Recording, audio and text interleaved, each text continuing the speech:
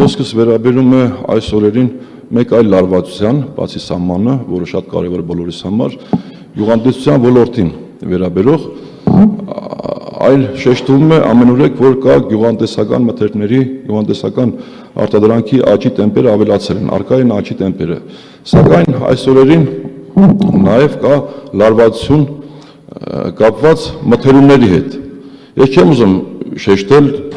թե գյուղնախարարությունը ինչ չի անում, ուզենայի ուղղակի շեշտել, որ գյուղացին այսօր ինքն է արտադրողը, մարդիկ իրենք են գործարարները, մթերողները, արտահանողները նույնպես գործարարներն են, գյուղնախարարության դերը այստեղ ես չեմ պատկերացնում։ Մանավանդ, երբ որ գործարարը կամ արտահանողը ավելի շատ շնորհակալ կլիներ գոնե մեկ հարցում, եթե գյուղնախարարությունը կարողանա լուծել Լարսի հարցը, գոնե այդ մեկ հարցը։ Սակայն թողնենք այդ, այսօր գյուղացին մթերման խնդիր ունի։ Ֆրանսիացիները մթերեցին, իրենց պլանը կատարեցին, հիմա արդեն դադարեցրել են։ Park Multigroup կոնցեռնին, որ դեռևս շարունակում է եւ իր նախատեսված պայմանագրային պարտականություններից առավել է մթերում, Նիկոլ ջան, 1-2 հոգի այդպես մարդիկ ավելի լինեն, այդպիսի կոնցեռներ, երևի թե գյուղացու վիճակը այս պահին ավելի թեթևանար։ Ուղղակի գյուղնախարարությանն հարց, բացի այն անօգուտ խորհրդատվական ծառայություններից եւ վիճակագրական թվեր ներկայացնելուց, գյուղնախարարությունը արդյոք ունի պատրաստի ծրագիր այն ավելացված բերքը այգեգործական եւ բանջարաբոստանային նաեւ մթերման խնդրում ունի ծրագիր, այսօր շատերը գյուղացիները բերքը մի մասը արդեն թափվել են, մի մասը փչացել է եւ ավելցուկ է լինելու։ Շատ գործարարներ, մթերողներ այսօր չեն մթերել կամ մի քանիսը օգտվելով առիթից էժան գներով եւ հետագայի համար վճարման ակալիքով փորձում են մթերել գյուղացու բերքը։ Ինչ է կատարվելու, ինչ է լինելու գյուղացու ճակատագիրը։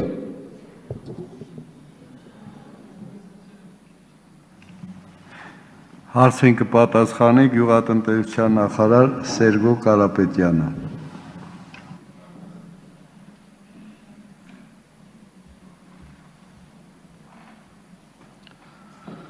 Շնորհակալություն հարցի համար, նախ ուզում եմ ձեր հարցի վերջից սկսել,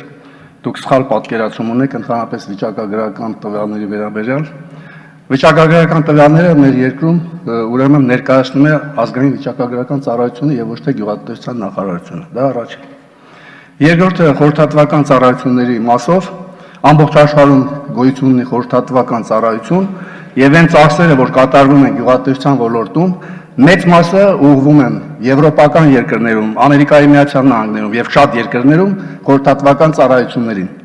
Առանց խորհրդատվական ծառայության գյուղատնտեսություն լինել չի կարող։ Սա երկրորդ։ Եվ ընդհանրապես մթերումների վերաբերյալ ես ասեմ, որ իհարկե այսօր լարվածություն կա մթերումների առումով, հատկապես խաղողի բերքի մթերման առումով, հասկանալի պատճառներով եւ դրա մասին մենք ինքներս ենք բարձրաձայնում։ Այսօր հանրապետությունում արտադրվել է մեծաքանակ խաղողի բերք, որը մթերվում է եւ շարունակվելու է մթերվել, եւ ես իմ խոսքը, որ ամեն անգամ դա լրատվամիջոցները կրկնում են, որ ես ասել եմ, մինչեւ վերջին կիլոգրամը մթերվելու է, այլ նորից եմ կրկնում, որ մինչեւ վերջին կիլոգրամը մթերվելու է։ Գյուղատնտեսության նախարարության դերը այստեղ ընդհանրապես քաղաքականության իրականացումն է, բայց նաեւ մենք միջամտում ենք շատ հարցերի, հատկապես գյուղատնտեսության ոլորտի հետ կապված, գյուղացու բերքի իրացման առումով, արտահանումների առումով եւ ընդհանրապես, եւ պետք է ասեմ, որ այդ մեր միջամտությունը բավականին արդյունքներ է տալիս։ Այո, ճիշտ եք, որ մթերող կազմակերպությունները մասնավոր տնտեսություններ են, մենք ընդհանրապես իրավունք չունենք նրանց կարգադրելու կամ միջամտելու նրանց գործունեությանը, բայց մենք բոլորի հետ ստեղծել ենք աշխատանքային նորմալ հարաբերություններ եւ բոլորի հետ մենք համագործակցում ենք։ Հանրապետությունում կան 50-ից 50 մոտավորապես խաղող մթերող ձեռնարկություններ, որոնց 90% գերակշիռ մասը այս տարի աշխատել են եւ մթերել են խաղող։ Այսօր էլ շարունակվում է խաղողի մթերման աշխատանքները, Այսօրվա վիճակով հանրապետությունում արտադրվել է 245,000 տոննա խաղող, որից մթերվել է 175,000 տոննան, շուրջ մինչև 180,000 տոննա։ Այսօրվա վիճակով մենք հասնում ենք մոտավորապես անցյալ տարվա մթերումների թվին։ Մեր կանխատեսումներով հանրապետությունում դեռևս արկա է 45-ից 50,000 տոննա խաղող, որի մթերման աշխատանքները առաջիկա 10-15 օրվա ընթացքում կավարտվեն։ Ես բազմաթիվ անգամ այդ առիթով ասել եմ, որ գյուղացիների մեջ կա որոշակի խուճապ եւ համատարած բերքահավաք է իրականացվում, սակայն ես այսօր եմ հորդորել եւ ամեն օր հորդորում եմ, որ խաղողի մթերման սեզոնը տևում է մինչեւ հոկտեմբերի 25-ը եւ խուճապի մատնվել պետք չէ, պետք է համագործակցել համայնքապետերի, ուրեմն մարզպետարանների հետ, որպեսզի մթերող կազմակերպությունների հետ գրաֆիկ կազմեն եւ մթերումներ իրականացվի գրաֆիկով։ Սակայն հատկապես կապված է վերջի եղանակային փոփոխությունների հետ, գյուղացիների մեջ որոշակի խուճապ կա եւ համընդհանուր բերքահավաք է իրականացնում։ Այդ առումով այո, որոշակի լարվածություն կա։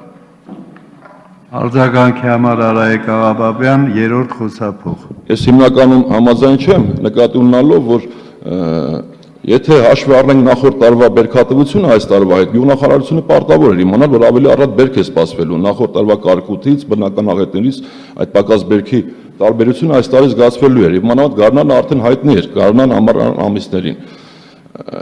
Ինչ վերաբերում է խորհրդատվական ծառայությանը, բոլորս էլ հայտնի է, որ դրանք ինչ գումարներ են, որտեղից է գալի, ինչի համար է ծախսվում, բեռնուն վրա է մնալու։ Իսկ վիճակագրությունը դեմ չեմ, վիճակագրական ծառայություն կա, որի արդյունքներից դուք օգտվում եւ տարածում եք։ Արտահանողները իրենք են կազմակերպում, արտահանողները շուկան իրենք են ձևավորում, արտադրողը ինքն է արտադրում, մթերողն էլ ինքը, գյուղնախարարության դերը ես այստեղ չհասկացա։ Շնորհակալություն։ Եթե մինչև այսօր գյուղատնտեսության դերը չեք հասկացել, արդեն ձեր իրավունքներ է, գյուղատնտեսության նախարարության դա ձեր իրավունքն է։ Դա ձեր իրավունքն է։